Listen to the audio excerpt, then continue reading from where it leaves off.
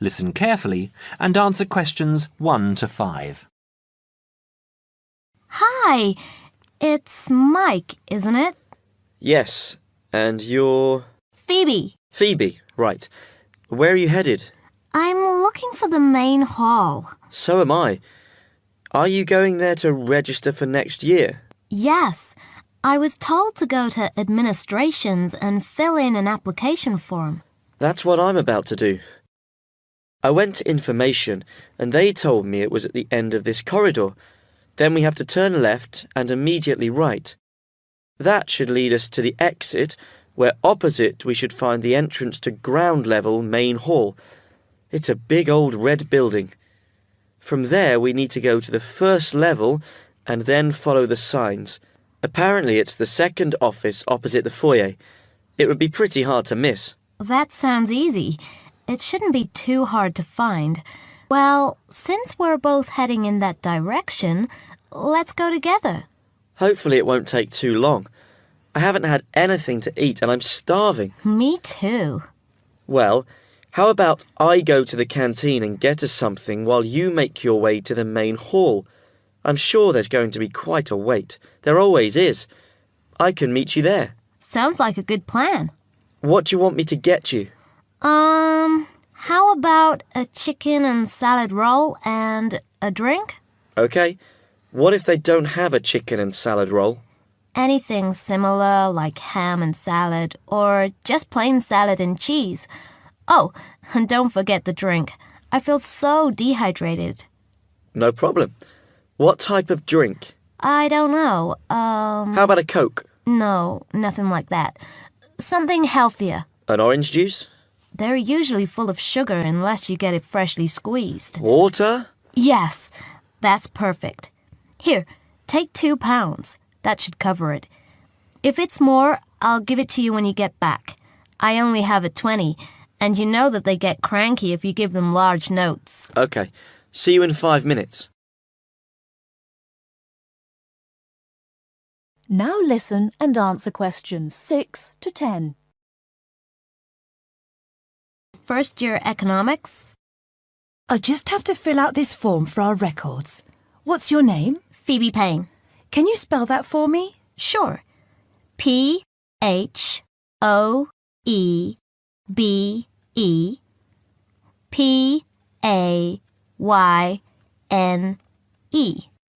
Your address? 6 Wainwright Avenue. That's W-A-I-N-R-I-G-H-T,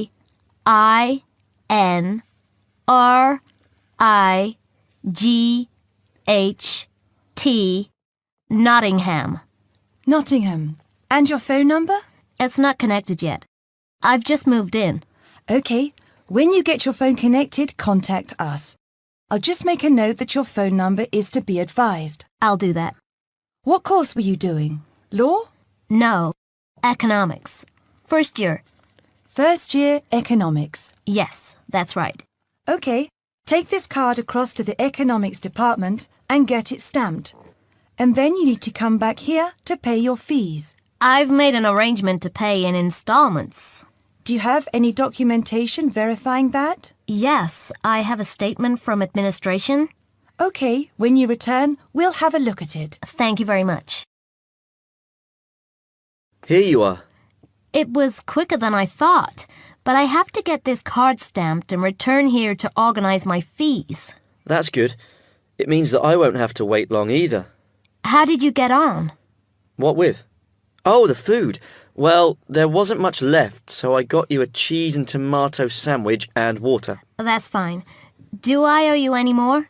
No, I need to give you back £3. But I only gave you 2. Oh, yeah. I thought you gave me a £5. Okay, so we're square. So what do I have to do? Go to the desk and give your personal details. Then they'll give you a card that you need to take to your faculty. What's your major? Environmental science. Okay, so you'll have to take the card to the environmental science faculty and get the card stamped, return to administration in the main hall, and organize your fees. And that's it? Yes, that means you're registered. Then we receive a letter with the details of our course where we'll be informed to go to the notice board or online to find out when and where our lectures are. OK, let's have this bite to eat first. Now listen to the tape and answer questions 11 to 14. Welcome to the Dining Commons. This is the newest facility on campus, and I'm proud to say, also one of the best. I know that all university students miss eating home-cooked food. Well, this year, we are hoping to provide students with food and services that will make you feel at home, even without your family. The administration has been listening to the voice of the students. Students gave us frequent suggestions last year as to how we could improve the university. One of the most frequent suggestions was improving the dining options. We have been working hard all summer to come up with ideas that will make student life in the dormitories more pleasant. One of the new options we are offering in the dining facilities is variety in student meals. Last year, there was a set menu for every dinner, so if students didn't like the food, there was no choice. Students had to eat whatever was served. But this new dining facility has 3 completely unique areas, each with a different theme. At every meal, there will be 3 options for students to choose from. For example, there might be Italian food at station number 1, which might consist of pizza and pasta. At station number 2, there would be American food, consisting of hamburgers and hot dogs. At station number 3, there could be vegetarian soups and salads, accommodating all the vegetarians. We hope that with the greater selection of food, all students will find something to their liking. Now listen to the tape and answer questions 15 to 20. Not only will students have more options, the food will also be better. Each section of the facility will have a head chef. These are real chefs that have been trained in culinary school and have been hired specifically by the school to work in the dining facilities. All of the chefs have a speciality. The school is hoping that these chefs will prepare better tasting and more nutritious food. Every student will be able to make suggestions and also give their input as to which menus taste better. Last year, many students complained that the dining facilities didn't have very convenient hours. This year, we hope to change that. We will open for breakfast at 6 a.m. to accommodate all the early risers. In the evenings, we will open until midnight for all the students that like to go for a late night snack. The afternoons will still remain closed, but we will have a student store open that will provide all students with drinks and fruit. The student store will be open every day from 2 p.m. to 5 p.m. Every student that has paid full tuition and dormitory fees has already paid for their dining facility fees.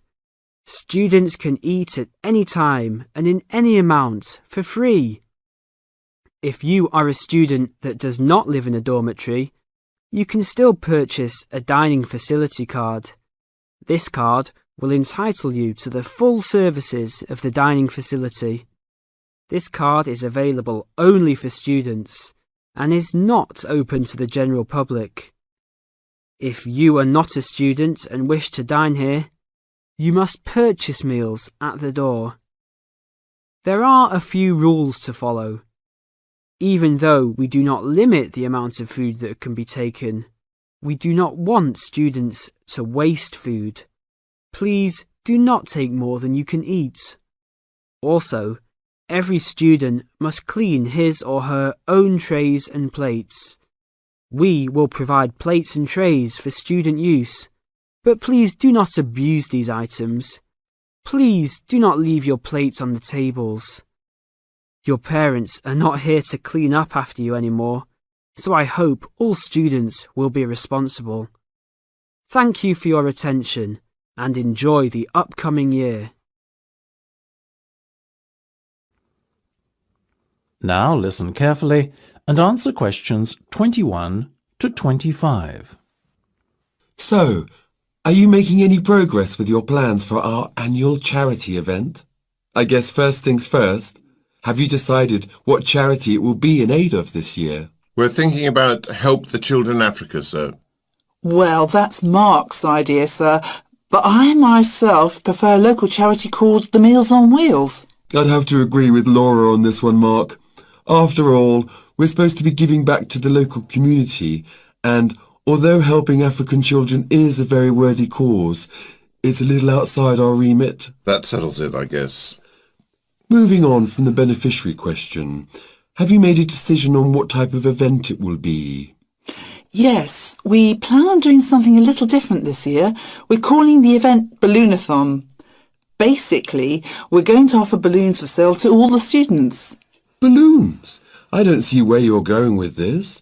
Why would they want to buy a balloon? Well, here's the thing. We don't actually give them the balloon. Instead, we'll write their name on it along with the special phone number, and then we'll release all the balloons into the air. When they fall to the ground, if a person finds one and rings a special number, then both he and the student who've bought the balloon will win a gift voucher. That sounds like an excellent idea, guys. Well thought out. This Balloonathon has a real novelty value attached to it, don't you think? Exactly what we said, sir. The only drawback is that the gas you put into the balloons is rather expensive. How much? About £20 per canister, and we'll need about 10. And how many balloons are you planning to blow up? Well, there are over 1,000 students in the school, so if even 1/3 of the students buy one, we'd need about 350 balloons. We've decided to order 500 so we don't run out.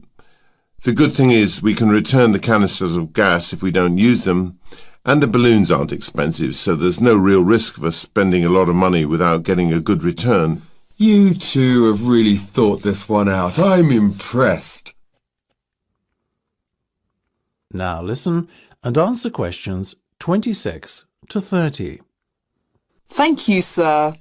So, how much money do you think we can raise? Well, each balloon costs about 1p, and when it's filled with gas, it's going to cost us about 50 pence. We reckon that if we sell our balloons at a price of £1.50 and we sell all 500 of them, we'll end up making a profit of £1 per balloon. So that's £500 in total. That's fantastic. And it gets better, sir. We've secured a sponsor for our event who's going to give us £1,000. How did you find a sponsor? The balloon company we approached about buying the balloons asked us if we'd be interested in letting them sponsor us too. What's in it for them? They're going to print their logo on every balloon. I think you've done a good deal there. Thank you, sir. So, do we have your approval to confirm our order? Absolutely.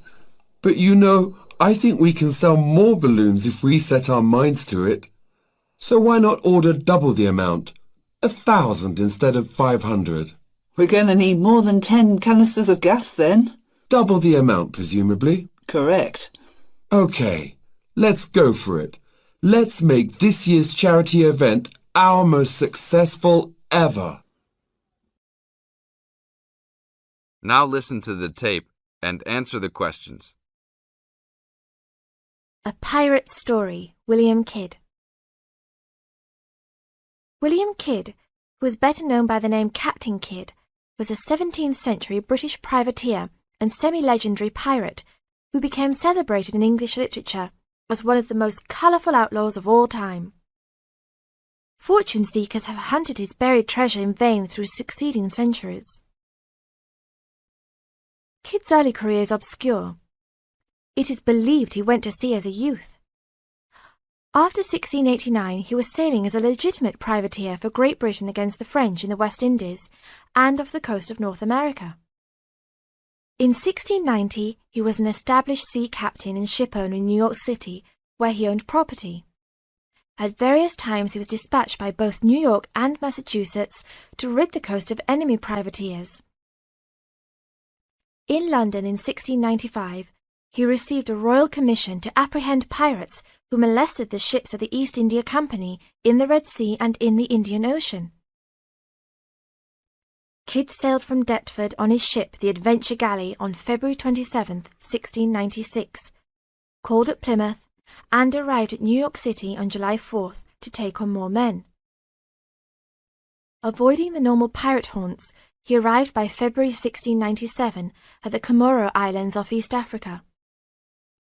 It was apparently some time after his arrival there that Kidd, still without having taken a prize ship, decided to turn to piracy. In August 1697, he made an unsuccessful attack on ships sailing with mocha coffee from Yemen, but later took several small ships. His refusal 2 months later to attack a Dutch ship nearly brought his crew to mutiny, and in an angry exchange, Kidd mortally wounded his gunner, William Moore. Kidd took his most valuable prize, the Armenian ship Quedda Merchant, in January 1698, and scuttled his own unseaworthy Adventure Galley. When he reached Anguilla in the West Indies, April 1699, he learnt that he had been denounced as a pirate. He left the Quedda Merchant at the island of Hispaniola, where the ship was possibly scuttled. In any case, it disappeared with its questionable booty, and sailed in a newly purchased ship, the Antonio, to New York City, where he tried to persuade the Earl of Bellomont, then colonial governor of New York, of his innocence. Bellomont, however, sent him to England for trial, and he was found guilty, May 8th and 9th, 1701, of the murder of Moore and on 5 indictments of piracy. Important evidence concerning 2 of the piracy cases was suppressed at the trial, and some observers later questioned whether the evidence was sufficient for a guilty verdict. Kidd was hanged, and some of his treasure was recovered from Gardiner's Island off Long Island. Proceeds from his effects and goods taken from the Antonio were donated to charity. In years that followed, the name of Captain Kidd has become inseparable from the romanticized concept of the swashbuckling pirate of Western fiction. Among other stories concerning caches of treasure he supposedly buried is Edgar Allan Poe's The Gold Bug. You now have half a minute to check your answers.